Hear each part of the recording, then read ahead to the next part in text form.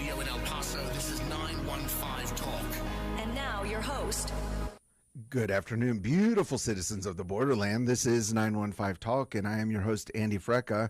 We are broadcasting from the heart of the world's largest borderplex, and today we have Mac Daddy Del Norte on the board. Mac Daddy, how you doing? Yes, hello, I'm doing good, Andy, and yourself? I've run out of superlatives to describe how amazing my day is going. Nice. And how amazing our journey of education is going on 915 Talk. Yes. We are learning so much. So much, yes, sir. So much, and we have some special guests coming up in these next days. Yes. Blow everyone's mind who's coming on, but especially who's on today. Oh, yeah. Because listen to this, Mac Daddy Del Norte. You are a true son of the borderland. That's correct. You're born and raised in El Paso. Yes. If you're going to go to a foreign land, you go to a place like Las Cruces. Isn't that right? Oh, yeah. Because you've never been to Juarez. Exactly. Like a true El Pasoan, you've never been to Juarez. I mean, when I was tiny, probably, but probably. with my dad. There's conflicting reports on that. I got you. I got you. So today, listen to this, Mac Daddy Del Norte. All right. Yeah. Our guest is not a true son of the borderland. Oh, okay. He comes from foreign lands. He comes from far up north. He comes from, most recently, the largest inland port, I believe, in the world. Yeah. Yeah, wow. that's a pretty big deal, right, Mac Daddy? Yeah. Yeah. Very big deal. I'm just kidding. Yeah. So normally we're asking all our guests all these questions about growing up in El Paso. We're going to be, we talk to them about Chico's Tacos, that kind of thing. Oh, yes. But our guests today, we're going to be like, so why'd you do that? Yeah, true that. So he's new to El Paso. Have you ever been to Life Church, Mac Daddy? No, but I have heard good things about that. You've heard good things. Yeah. Okay. Yeah. Life Church. I wonder where they came up with the name. Sounds like a committee decision. Yeah. Life Church. It's on 375. It's on the Loop. Mm-hmm. It's outside the Loop on far east. Right. It's hard to find a church outside the Loop. Yes. There's a lot of churches east, but they're all inside the Loop, so it's out there. It's a growing church. It's dynamic, and they have a new pastor. Nice. That's our guest today, the new pastor. Nice. I know you're going to find that hard to believe, but he recently got a master's in ministerial. Some ministerial what? Leadership. Okay. Yeah. Thank you for the assist there, Pastor. So we have a lot to talk about today. We're also going to be talking about preaching, about sermon preparation. I've been able to listen to a little bit of his preaching. I've really enjoyed it. So wherever you are, you might be out in. Let's see. We're Tornillo. Oh, that's one we don't talk about much. Tornillo. You might be over in Anthony, up in Chaparral, listening to 95.FM through frequency modulation. Or you might be out at Waco Tanks using that amplitude modulation, 1590 AM. Or up in Old Mesilla, listening to 89.3 FM in Las Cruces. You might be streaming this conversation on KELPradio.com, but wherever you are, let's give a very warm Borderland welcome to the one, the only, Pastor Derrick Marshall.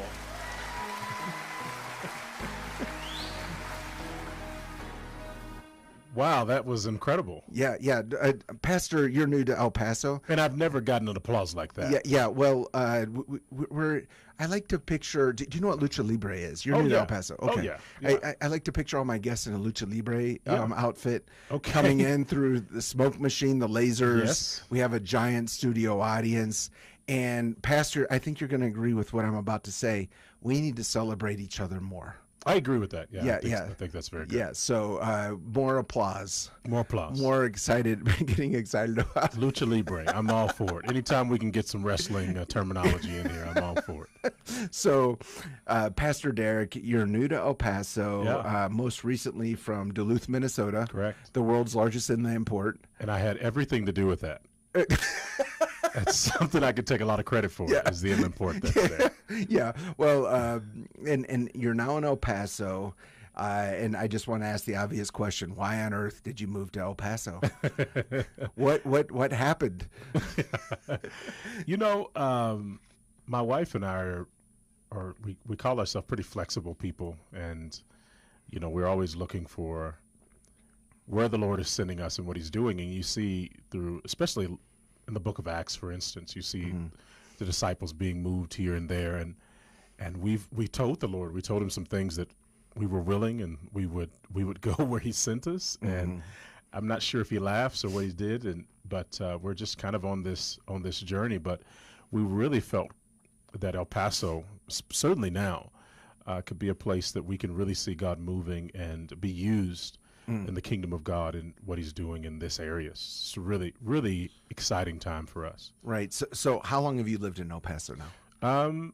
It's been almost February, so let's see, almost 2 months. Almost 2 months. Yeah. So when was the first time in your life you came to El Paso? I came to El Paso for the first time, and I believe it was 2011 or 2012. Okay.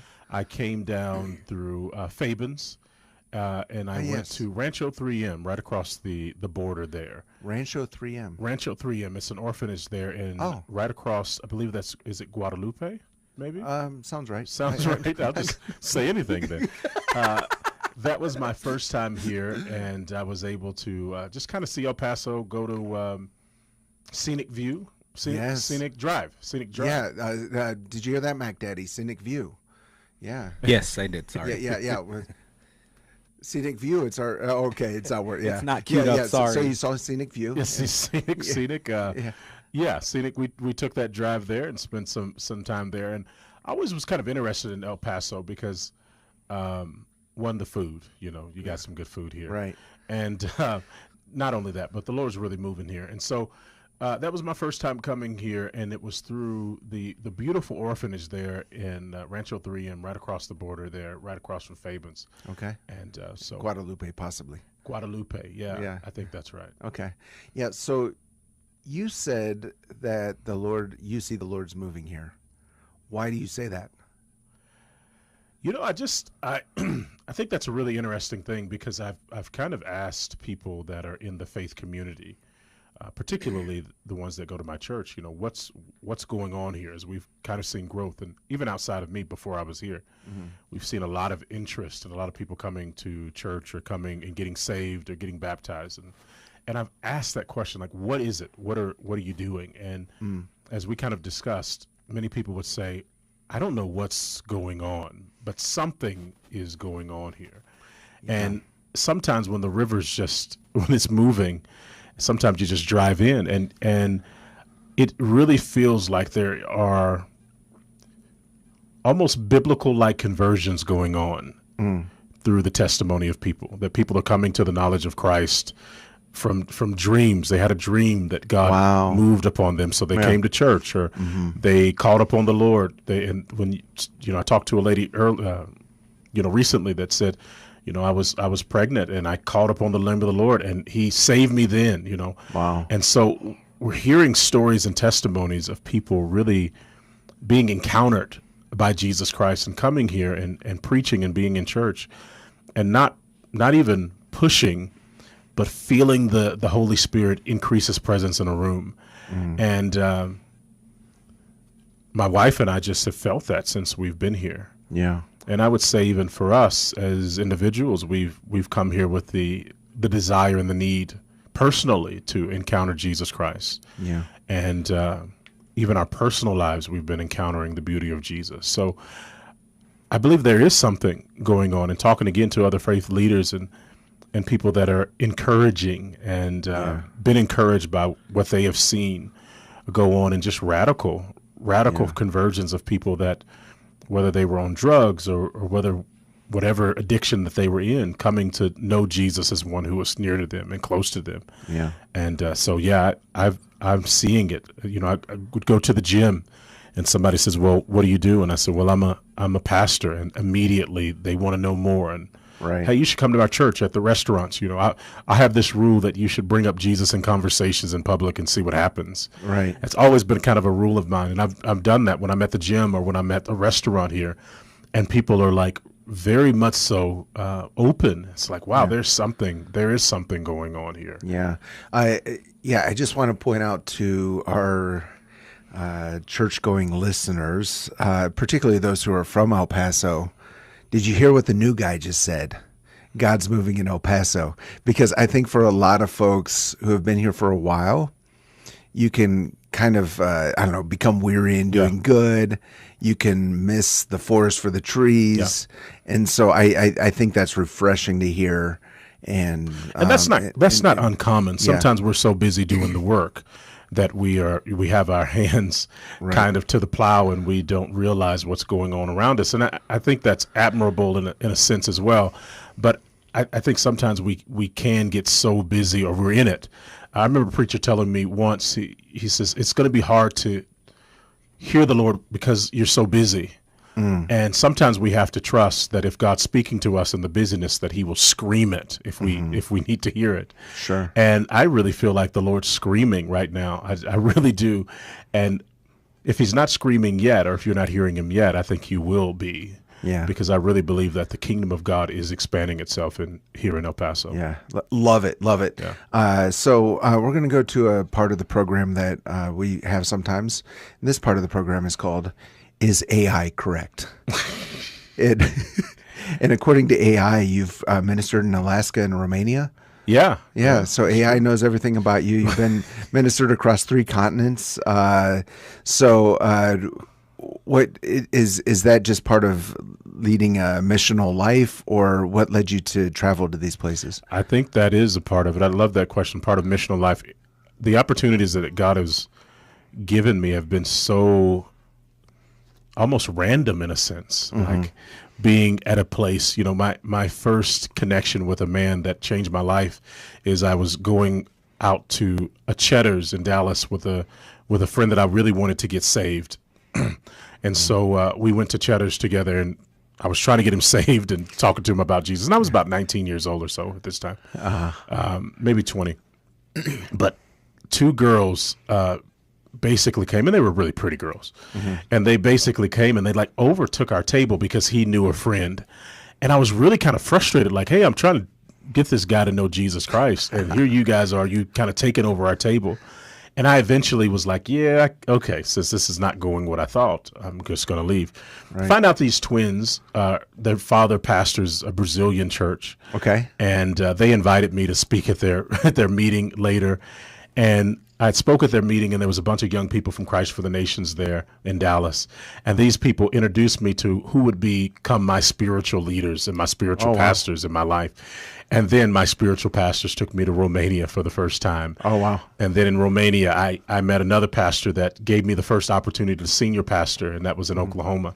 And so what I'm saying is, when you say live a missional life, many of the opportunities that God opened up for me, whether it was preaching in Canada and Alaska and Holland and Argentina, were through these randomized experiences that I was just willing to be, for lack of a better term, faithful. And willing to talk about Jesus in some ways that people would open up opportunities for me. And I've just seen this so many times. I went to Argentina because once we were downtown Dallas, and somebody asked me, one of the homeless people asked for money, and I said, well, I don't have money for you, so I'll pray for you. Silver and gold have I not. Have I not? And I began to pray for and then we started having revival. There were 20 homeless people, person by person, saying, I want to get prayed for as well. Wow. And because we were faithful in that moment, somebody said, hey, we need you to come preach at our church. Yeah. And I came preach at their church, and then that opened up a door in Argentina that I still walk through today. So, yeah, almost every opportunity is just through little moments of faithfulness. And I would say that to your listeners, sometimes we think of big opportunities to be faithful or whatever. But, man, just being friendly, or just being not going off on somebody that does you wrong, and just giving an opportunity just to be kind to somebody might be an opportunity for you to be faithful with your life. And you never know the doors that open up for you. My little moments of faithfulness, or my little moments of attempting to be faithful, I won't even say that I was faithful all the time, opened some big doors in my life. Yeah. Let's go back to 19-year-old Pastor Derrick Marshall at Cheddar's. Did 19-year-old Derrick Marshall tell his friend that was the plan for Cheddar's, to proselytize him, or was it an ambush attack? What was the angle here? It's so funny because in high school my name was Preacher. Everybody knew me as Preacher, whether you were a sinner or a saint or whatever it was. Right. Everybody called me Preacher. Yeah. And so everyone knew that if you got along with me for long enough, I was going to talk about Jesus. So did I tell him, hey, I'm going to get you at Cheddar's and we're going to talk about Jesus? I didn't have to, because you take that risk whenever you're going to hang out with me. And I can't remember because this has been a little bit ago. Yeah. But usually when people have, or especially in that moment when they're going through something, they would look me up. And so the very fact that he wanted to hang out with me, he knew that I was going to talk about Jesus in these conversations. Love it. If you're just joining us, we're with Pastor Derrick Marshall. He's the new pastor at Life Church in El Paso. Their website is lifechurchelpaso.com. They're over in the Far East. We're about to go into a break. Before we do, this is your daily reminder that 915 Talk is a production of Desert Voice Media, listener-supported Desert Voice Media. We love, first of all, that you're listening. Thank you for that. Thank you for sharing 915 Talk with your friends. We believe these conversations about the borderland are important, both for our community and bring joy to the Lord. Let's talk more about the borderland. And this is your reminder that we're available. You can watch us on 915 Talk on YouTube, KELP Radio on Facebook. We're on podcast format, Apple Podcasts, Spotify. You know, if you're not able to listen every day at this time, you can always listen to the recordings later. And you can find all those links at desertvoice.media. We're going to go into a break. Do not touch that dial. We'll be right back. Don't touch that dial. 915 Talk is listener supported and is a production of Desert Voice Media. That's right. It's people just like you who make this program possible. Together with Desert Voice, you can learn how to better serve our neighbors and pray for our community. To become a Desert Voice Media partner, you can visit desertvoice.media. That's right. That's the website, desertvoice.media. Take a look and join us today in reaching our borderland for Christ. 915. Testify. I used to be a very angry person at the world, being young, having kids, having a wife, being a father, just meeting those expectations that the world puts on you. It's not about the world, it's about, your relationship with God. And I didn't realize that until I was older, and because I was living a life that I shouldn't have been living a sinful life, living for the flesh instead of living for God. I was hanging around people I probably shouldn't have hung around with, drinking, going out to parties and coming home like 2, 3 in the morning. There was one day that I completely broke down. My son was asking me like, Dad, how come you're like this? How come you're always mad? And yeah, that day I did end up bringing out my Bible. I just broke down and started crying, because I felt the way Paul felt. Read your Bible, guys. If you don't know what to read, go into Proverbs, go into Psalms. God, He's protected me in so many different ways. He's the reason why I'm here. I'm trying to help other people reach God. He could truly change your life. My name is Miguel Ipave. I'm from El Paso. And if Jesus did this for me, I know He could definitely do it for you. And they overcame him by the blood of the Lamb And by the word of their testimony. Desertvoice.media. We're back. You're listening to 915 Talk. Proverbs chapter 4, verse 25 says this: let your eyes look directly ahead and let your gaze be fixed in front of you. This means we cannot get distracted. So many things that can distract us, so many things that can take our attention. There's so many excuses or reasons that we can have for not focusing and doing the will of God. And God is saying, get your eyes fixed upon me. I heard somebody say it once, and it changed the way I minister. The person said, you lead by your gaze. One of my primary jobs as I get up in front of the people every Sunday morning is to gaze directly at Jesus Christ, to look at Him, and then to declare to the people what I see. There's so many things that are called in our day that can get us distracted. There's so many things that can make us depressed. There's so many things that can take away our attention. But if we're going to work for the kingdom of God, we cannot be distracted. You're listening to 915 Talk. I'm your host, Andy Frecka, and you were just listening to the preaching of Pastor Derrick Marshall. He's the new pastor here at Life Church in El Paso, and he's here in the studio with me. Pastor Derrick, we were just listening to you preach, and according to AI, you began preaching at the age of 13. Yeah, somewhere around there. Yeah. So what is the context of that situation, preaching so early on? It's always been my dream. When I was 3 years old, my mother told me that I demanded people call me a nickname that started with Reverend. And so still when I go home, I still get called that same nickname. But I looked at preachers like I looked at basketball players. They were my heroes. Reverend Tim, who's 100 years old now, is a hero to me. His preaching, his energy, his love for preaching was something that I always wanted to do. So my earliest memories were of preaching and wanting to preach. I remember lining up people play house, we played church, and I'm sure people play church too. Yeah. But lining up my cousins and going through like the Benny Hinn, Take It, when he was doing all those things, because that was always my dream, always the goal. And I tell people that all the time, that I'm so blessed that I get to live my dream. And so at 13, I got some opportunities. I was preaching to kids or little kids. I was preaching to anybody who would listen. And my church back home in Pine Bluff, Arkansas, gave me the opportunity one summer. And it's really, I haven't looked back since. Wow. Preaching is such an interesting and, can I say, odd thing. Wow. I mean, for people who are outside the church, let me put it this way, for people inside the church, we forget how interesting and odd it is that we get up on Sunday morning when we could just stay in bed. We drive somewhere, we go into a building with other people, and we listen to someone talk. Yeah. And for people outside the church, that's pretty bizarre. Yeah. But for the person who's preaching, it is a position of responsibility to do more than just talk. So what is it for you? Like, how do you view preaching?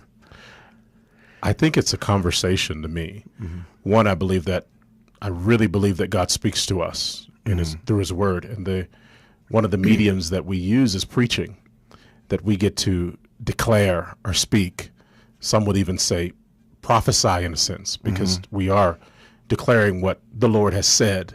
Right. And the preacher's job, in a real sense, is to be a mouthpiece and to say no more than what the Lord has already declared, and to make mention.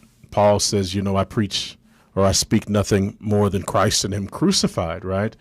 And so I think it was Charles Spurgeon that says something to the effect of, no Christ in your sermon, then you should go home and you should never speak again until you have something worthy to speak about, right?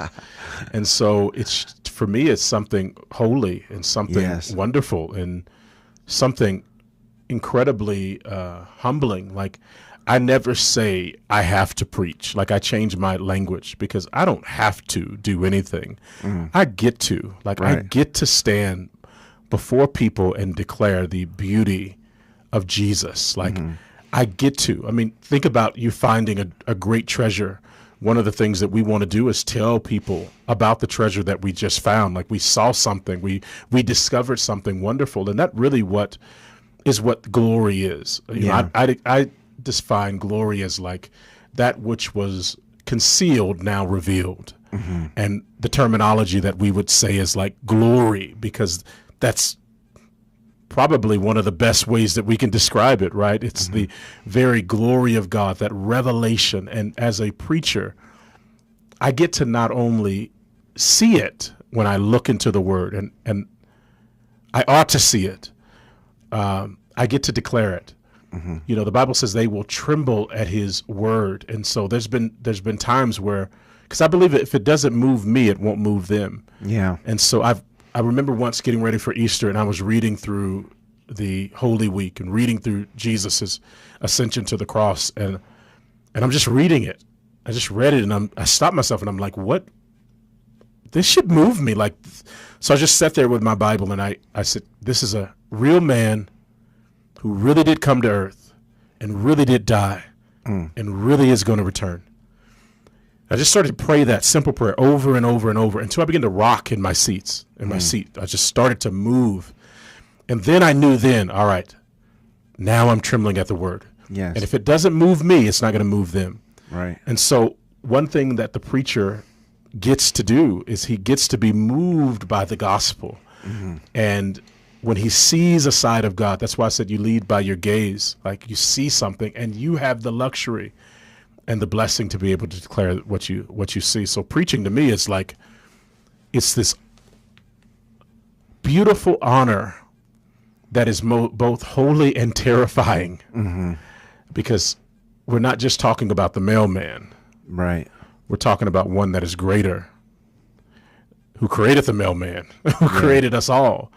And man, if I want to ever get something right, I want to get that right. Yeah. You said, and you can correct me if I get the phrasing wrong, that it's your job to gaze at the Lord and declare what you see. Yeah. You're an eloquent man. But when you look at God, what is one part of God that is difficult for you to declare? Oh, I mean, it's so interesting because, I think about Moses, when he really wants to see the Lord, and he wants to see him face to face, but the Bible says that he shows him his hind parts, right? Yeah. He still got to see a side of God. And I believe that he saw a side of God. I believe he wrote it when he saw his hind parts. I mean, some theologians say, well, that's how he got the Old Testament, or the first 5 books of the Bible, right? That was it, because he saw a side of God and he wrote it down, right? When I see God's, and I'm trying not to be moved by thinking about it. Yeah. But I'll never really truly understand the nature of the love of God and his kindness. But you better believe I'm going to give my life to search it out. Right. And each time I look into his kind heart or the fire in his eyes, it moves me. And I see a side of God that I didn't know. And it's this experiential side of God. It's not a side of God that somebody told me, okay, yeah, God's wonderful, right? Okay. He's wonderful. I can say that. But when God is so kind to show us his wonders and show us his kindness, I remember opening my Bible, and it was like, the Lord really is slow to anger. He's good to all. Like, I'd heard that scripture a million times, but then I was rocking with my Bible because I was seeing it in a new light. And so when I talk about seeing or declaring what I see, like, I might never be able to fully be able to articulate the very beauty or the essence of the love of God. But man, year by year and day by day, my goal is to see another side of it. Right. And I think that's what keeps preaching fresh. It's what keeps it, like, encounters with God keep it fresh. It keeps it alive. I see these preachers that have been preaching for 50 years with such energy. It's because they're seeing a side of God, not just reading it or studying it. They're encountering him. Right. Yeah, it's interesting, this whole idea, is it even possible to know God? And the answer is, I think, yes and no. Yeah. Right? Well, I mean, what does Ephesians say? It says, Christ dwells in our heart through faith, that you be filled with, he says, for this reason I bow my knee. And he says that the Spirit, I might as well open, I'm trying to read it in my mind. But he says that we might know the love of God, basically. What is the breadth? What is the length? What is the height? Right. To know the love of God, watch this, to know the love of God that surpasses knowledge. How are we supposed to know something that surpasses knowledge? Wow. Yeah. And I believe it was Jonathan Edwards' brother that said it the best. He says, God only knows the love of God, but may he shed it abroad in this poor, stony heart. And it's like, I might never be able to articulate the beauty or to know fully what the knowledge of God is. But man, I get to encounter it. Yeah. I get to encounter it in a special way, so that we might know the love of God that surpasses our knowledge, meaning that know there is intimacy, that we might encounter, that we might know it, that we might grasp it, even though it surpasses what we can think. I love it. I love it. Yeah, it's. I've often thought about how my kids, especially when they were younger, they didn't know me. Yeah. But they knew me. Yeah. And I think that's the way. They didn't know everything about you. Yeah. They couldn't articulate what you do. Right. Why they like you, but they knew they loved you. Yeah. And they had a very good sense of who I was, even at that same time. Love this conversation. If you're just joining us, we're with Pastor Derrick Marshall. He's with Life Church over on El Paso's east side. But we have Charlie One on the phone. Charlie One, what do you see out on the roads? Well, a few times plus I want to go over First of all, on the east side, Founders and Butterfield Trail, we have a crash. Not cleaned up yet, just waiting for the tow truck there, Founders and Butterfield Trail. On the east side, we have traffic lights not working, malfunctioning, Salt, Kleinfield, and Edgemere, but busy intersection here, Salt, Kleinfield, and Edgemere. Then we have in the Sparks Edition, the county sheriffs blocking off Notre Dame and Grand Prairie. Reason unknown, there's sheriff's activity going on there, but that's blocked off Notre Dame and Grand Prairie. But all roads right now, for some reason, all roads leading to Water Sports, really heavy traffic right now. Like, for example, I-10 west to the Water Sport, back up to Paisano here. US 54 south to the Water Sport, back up to Montana. I-10 east to the Water Sport, back up to Piedras. Border Highway east to the Zaragoza Port, back up to the exit. I don't know what all the rush is to get across the border, but there's a lot of traffic if you're going to the Juarez area. And Andy, back to you. Charlie One, we have a guest in the studio today who's new to El Paso, and I don't think he knows about the Daily Menudo. Can you tell him about that? Oh, yeah. If you want something delicious, kind of a little bit spicy, and really wake you up and perk you up and give you energy, it's called the Breakfast of Champions Menudo. I'm talking about that delicious menudo. You can find it at Mi Pueblito Cafe, 3120 Traywood. It's just something that comes from Mexico, or I don't know exactly from. I don't know the origin of it, but I'll tell you what, it's just very delicious, spicy. It's good to taste, and it'll prick you up and give you energy and all kinds of things. So just something you got to try it. The menudo at Mi Pueblito Cafe, 3120 Traywood. Andy. Thank you, Charlie One. We'll talk soon. And we're back with Pastor Derrick Marshall. Pastor Derrick, have you tried the menudo? No. Okay. This is a problem. Mac Daddy Del Norte, can you please describe to Pastor? Do you know what menudo is, Pastor Derrick? I think it's, if I'm thinking this right, Mac Daddy, is it like the ethnic equivalent of chitlins? Chitlins? Do you know what chitlins are, Mac Daddy? No. From my understanding, it's more like a chitlin soup. Yeah. What is menudo? Okay, yeah. Let's have Mac Daddy give his. It's some cow meat. Okay. Sometimes, most of the time, it's tongue with what are the little circles called? I forget. Harmony? Yes, hominy, not harmony. Harmony. We were singing in hominy. Yeah. Yes, and then it's usually made with red. What is it in red sauce? Red chili sauce. Red sauce. Yeah. So Mac Daddy, it's not intestine. No. Yeah, because I pulled up. So chitlins are the cleaned and cooked intestines of domestic animals, most commonly pigs, but sometimes beef or veal. They are a staple in Southern cuisine, and it's like a soup, right? You could make it soupy, yeah. Okay. So and that's what I thought menudo was. I thought it was the same kind of, but more of a soupier. So never mind. I have not at all. Well, so I think we need to have a cultural experience. Where Mac Daddy Del Norte tries chitlins. Yes, and I'll try menudo. Yeah. So menudo, just so you know, if it's on the menu, and this is why daily menudos are a really big deal. Okay. Pastor Derrick Marshall of Life Church, new to El Paso. It's a chore to make. It is a chore to make. And just like chitlins. No, I'm not talking about chitlins. Okay, I'm talking about menudo. Chitlins, okay. Yeah, I imagine chitlins are also a chore. Did you hear what the ingredients are? Cleaning and cooking intestines. Yeah. Yes, okay. You got to work hard. Okay. But menudos, it's quite a lot of work. It's hours. And so if a restaurant has it on the menu, they don't necessarily have it that day. So a lot of restaurants in El Paso, they'll only have it on the weekend. Got it. But Mi Pueblito Cafe on Traywood, they have daily menudo. It's a pretty big deal. Okay. Yeah. So try out some menudo. You have to go to the right places. I would like to try it with Mac Daddy. Yeah. Mac Daddy can show you the places. Nice. Because Mac Daddy, please explain to the new guy in town the difference between bad menudo and good menudo. Oh, what do you mean? You've talked to me about this for hours. Bad and good? When I'm trying to run a radio station, you're like, so you have to know the difference between the bad menudo and the good menudo. Oh, well, it just depends on how you eat it. Obviously, it has to be hot, a lot of spice.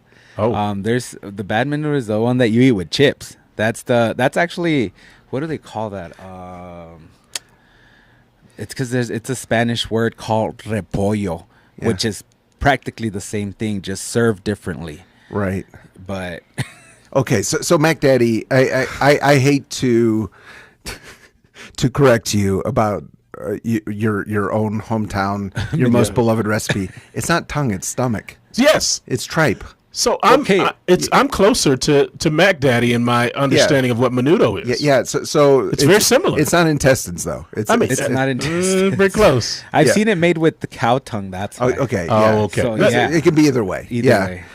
Against such things, there is no law. Can we go back to that? So it's not intestine, but it's stomach. Yes, tripe. Okay. Oh, I thought you had a follow up. No, that's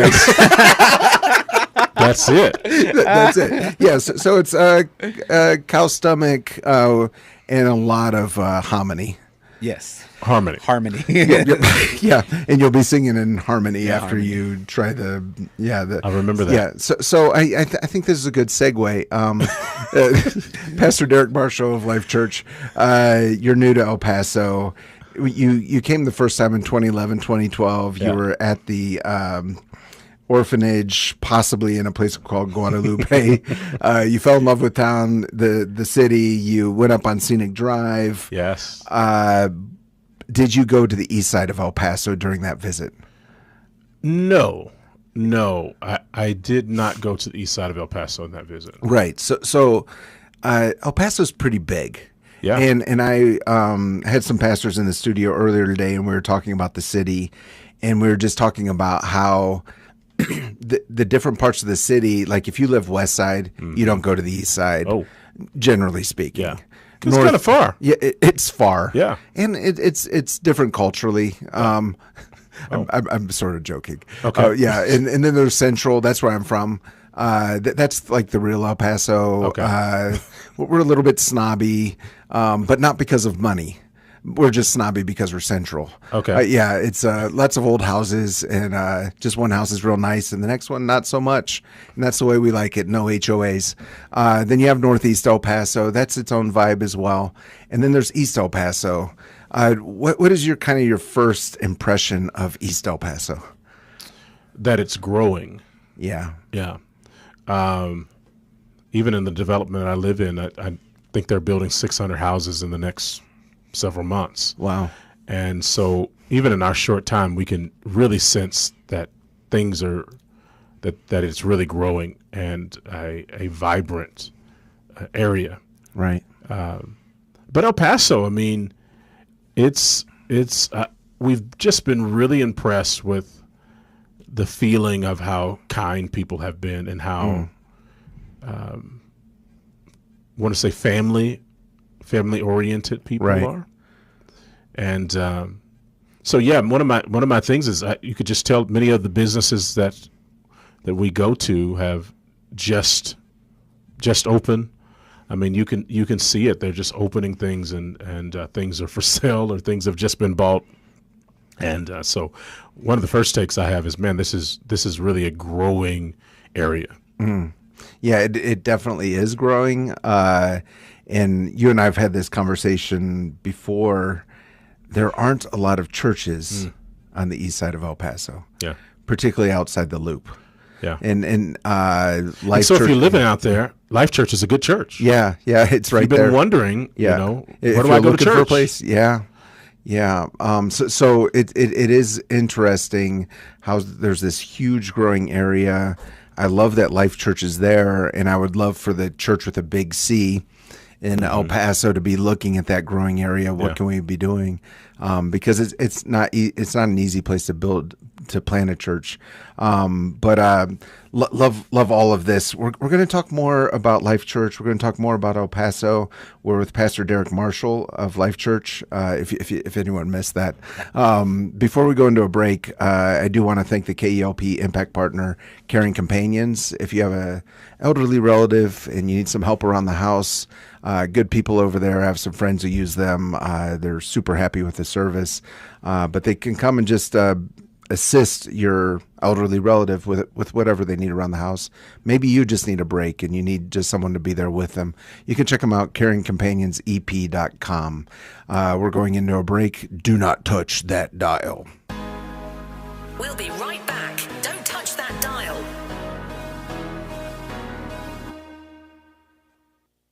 Are you looking for a Bible teaching church on the west side of El Paso? This is Terry Gray, pastor of Calvary Chapel, Sun City, and speaker on the Summons broadcast heard each weekday at 5 p.m. here on this station. Calvary Chapel, Sun City is located at 960 West Borderland Road on the west side of El Paso. We hold services on Wednesday evenings at 7 and on Sunday mornings at 9 and 11. You can find out more information about us on the web at www.ccsuncity.org. The Lord bless you, my friends. Hey, KELP listeners, this is Pastor Terry Gray of Calvary Chapel, Sun City on El Paso's west side. I want to invite you to join me at a new time at 5 p.m. Monday through Friday right here on KELP. If you're driving home at 5 p.m. or doing work around the house or getting your evening started, I invite you to join me as we go through the Bible, chapter by chapter, verse by verse. There is nothing more valuable than the Word of God, so let's invest our time in learning more about it together each day. That's our Bible study program, Summons, each weekday at 5 p.m. right here on KELP. We're back. You're listening to 915 Talk. We are back, and you're listening to 915 Talk. I'm your host, Andy Frecka, with the new guy in town, Pastor Derrick Marshall of Life Church. Pastor Derrick, I'm going to ask you a question. That's my job. But Life Church. So we talked about why you chose El Paso, why you came here, but why Life Church? Well, it's, again, that whole stream of understanding and believing that God is doing something, and maybe it's a new thing, or maybe He's renewing an old thing, or I don't know. But we were really drawn on our first visit because we really felt like there was a real hunger to know God as a friend, to know Him in intimate ways, to learn more about Him, and so I think Life Church is a church that it's growing, and it's not just growing, but there's so many people like sincere, not here to be entertained. We're here so that we can really grow in our faith, which is really, really refreshing. And so some of the things that we're trying to do is make intimacy with Jesus a real part of our service, a part of our lives, to be a real praying church. Jesus prophesied by speaking the words of Isaiah when he says, my house shall be called a house of prayer. Yes. And which is really interesting language, because he doesn't say the house should be a house of preaching or even a house of worship. He says, my Father's house should be called a house of prayer. When I go to a house of knives, the primary instrument in there is knives. If I go to a house of pancakes, you can get pancakes with a burger. If I go to a house of wax, then the primary thing is wax. Yeah. And so the desire to become a house of prayer where the primary institute or the primary instrument in the church is prayer is both exciting and something that I believe that we're going to get to. So this isn't your first rodeo. You've you've pastored other churches before. Yeah. What is your advice to other pastors who are walking into a new situation in a new city? What are some of the pointers or some of the things that you live by now that you're in a new church in those first months? To listen. Really, really breathe in the environment, breathe in the vision, get a heartbeat for the city, the environment, listen to people, ask people questions, and not only just ask them questions so that they can believe that you are astute or listening or whatever the case is, but literally ask them questions so that you can get not only a feel but the heartbeat. Like, what is the consensus? What is what is the things that are attacking, or walls that have been built up? Mm-hmm. What are the dragons that need to be slain? Yeah. And when do you slay them? Mm-hmm. And how do you slay them? And so being a listening ear is incredibly important so that you can navigate through the things that you need to know. Yeah. But I also think going in and listening and having some patience, but also aim to move things forward. Yeah. Do little things to show people that you are moving forward. Right. Little things too. People see those things. And so trying to not overpower your personality and try to make the church be like you, but finding the rhythm, finding what God is doing in the community, adapting to that, assimilating into the culture just as much as you want people to assimilate into your culture. So I think grace and patience, and most of all, love the ones that you're leading. I try not to pray for people that I don't love, and so I might have to stop and say, God, give me a love for this person. Sure. Help me lead them in the place of love. Show me what your love for them is. And so not being my first rodeo, but in a real way, I think trying to hear the heartbeat of the people. Yeah. Love it. If someone is looking for a church home in the far east of El Paso, they come to Life Church, what can they expect when they come? Well, I hope that they find a place that they can be free and not feel displaced.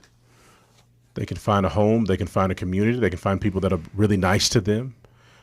Man, I just think that is really important to find. The Bible says that love is kind. So finding kind people that you can engage with. So I hope they find that. I hope they enjoy worship and know what it means to worship God in spirit and in truth, that they would encounter Jesus, because what's the point, really? I mean, you mentioned that the silliness of preaching, in a sense, like the fact that we leave our house to come and listen to somebody speak about something they don't fully understand. I think that's a good way to say that. And so why come? Because I can stay home and watch Gilligan's Island, or I can stay home and watch something on television. But the deal is, you come so you can encounter God, because it is over church history. It's not foolish or wild for me to say this, because the liturgies in church history for thousands of years is that the church was a place that we encountered God. The altar is where God meets us. That's always been the language about the Eucharist or any of the sacraments, that we were encountering God. So my point to that is that when you come to Life Church, my hope and prayer is that you encounter God, who is there, who meets us at the table. He meets us at the altar. And so I pray that he meets you when you're in the room, that you meet him with hugging and meeting new people, that you meet him in the worship and you sing a song that really opens your eyes to the beauty of Jesus, and that you meet him during the preaching, that you not only hear conversation or somebody talk about God, but you feel as if God is talking to you. I think that's important. And so if you come, we'll open up our altar so people can come and pray, and you can be prayed for, that you can pray for people, and because we believe that the effectual fervent prayer of the righteous availeth much. We really believe that. And so at Life Church, I pray that you encounter Jesus in the area that you need him most. Love it. So Pastor Derrick Marshall, we're going to go into a different portion of the program. Okay. It's rapid fire questions. Okay. And we're Christian radio, so we believe in right and wrong answers. But we are Christian radio, so we try not to be judgmental. Okay. We try. Oh. If you give a wrong answer. Okay. And what is menudo? Yeah. So you're on the right track. And we're going to give you an extra measure of grace because you're new here in El Paso. All right. So without further ado, Mac Daddy, cue up the lightning round.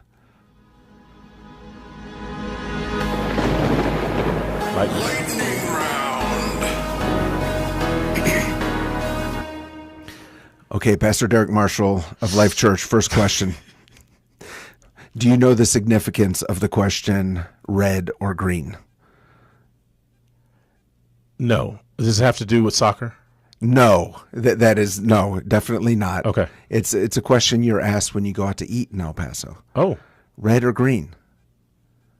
Red or green? Okay. No, I have no idea. Chili. Oh, yes.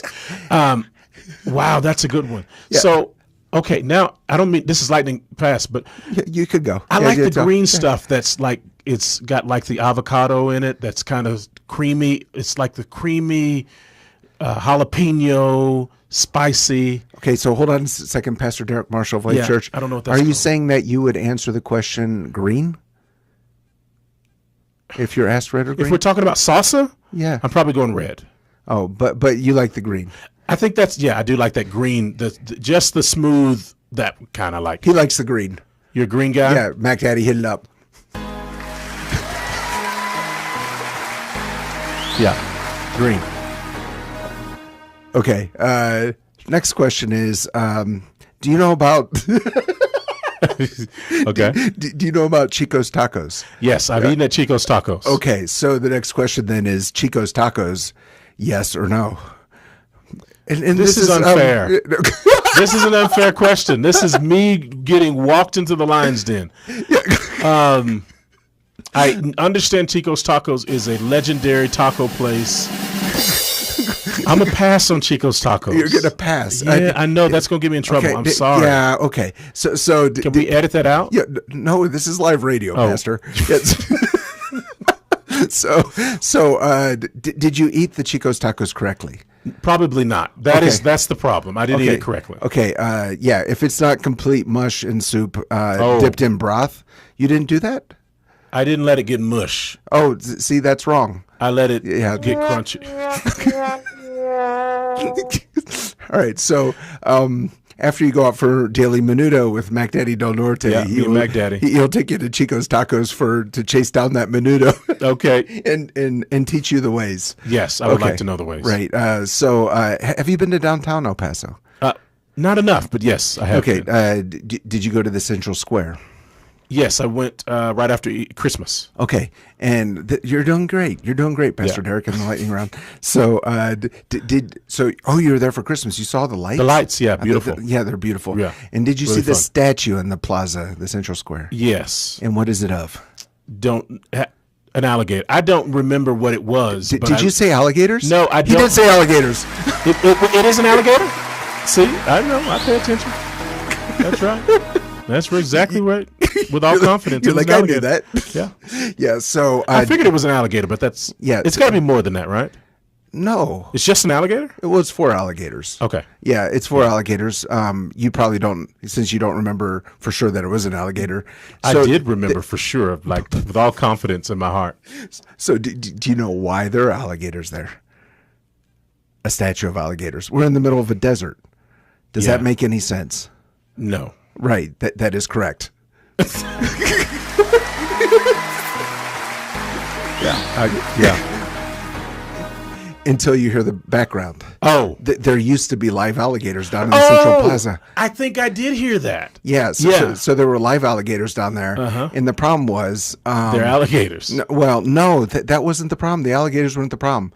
The problem was some of the fine young men from Fort Bliss would sometimes get in there and fight the alligators and things like this. Or people were stealing the alligators, and like putting them in El Paso High School.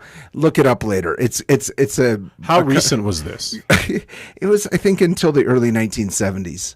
Wow. Which given the context seems super recent of this story. Okay. Too recent. Right. So let's say you have a special friend visiting you in El Paso. Okay. Family friend, loved one. You really want to impress them. Okay. So you don't put them up in a Motel 6 like you normally would. Okay. They're staying at your house. Okay. You're working real hard to impress them with El Paso. Okay. Where's a place that you will take them that's not a restaurant? Oh, the border wall. The border wall. Huh, interesting. So you're just going to go up to the wall, then what? I have drive it. I had this idea for a great YouTube video, which I'm not recommending because we're on the air. But like if we could shoot this YouTube video of someone heading south over the wall, we get all kinds of views. So you just drive along the wall. Yeah, because normally people want to see that. Yeah. My friends, so they haven't gone to it. They're fascinated by it, and so they'd want to see the border with the wall, and they'd want to glance at because I think that's important. Scenic Drive, El Paso has one of the most beautiful views of Juarez at night. Yeah, it is stunning just to see all the lights and stuff. That's my opinion. So well, yes, Scenic Drive is the correct answer.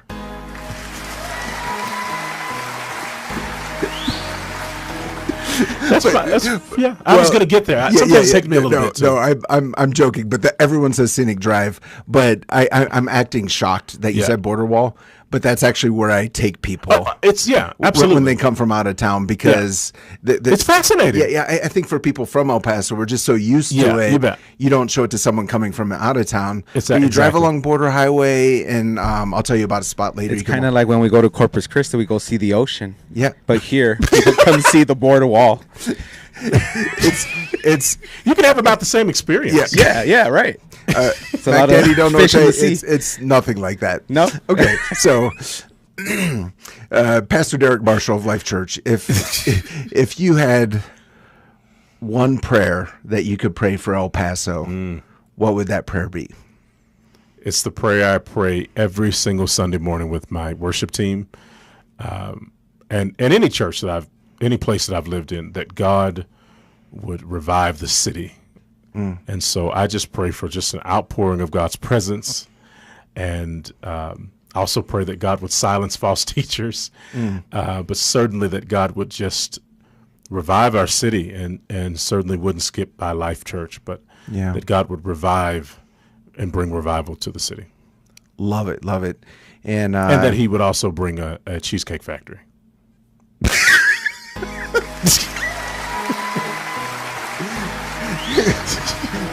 I'm pretty good at this game. I only got one wrong. That's we stopped asking deep theological biblical questions because not everyone was getting them right. So anyway, Pastor Derrick Marshall of Life Church, I really enjoyed this conversation. Thank you for coming in. Yeah, thank you. If you're on El Paso's east side, or you're just looking for a church home, check out lifechurchelpaso.com. Let's be praying for revival for El Paso. Let's get to know the city. It's fun to talk to someone who's new to town, hearing kind of what at the moment is an outside perspective, but is quickly becoming an insider's perspective. And as we always say, let's learn to love our city, love our neighbor, and give God all the glory. This has been 915 Talk. You have been listening to 915 Talk, a production of Desert Voice Media. In order to listen to previous editions of 915 Talk, just visit desertvoice.media. Let's learn together to love our city, love our neighbors, and give God all the glory.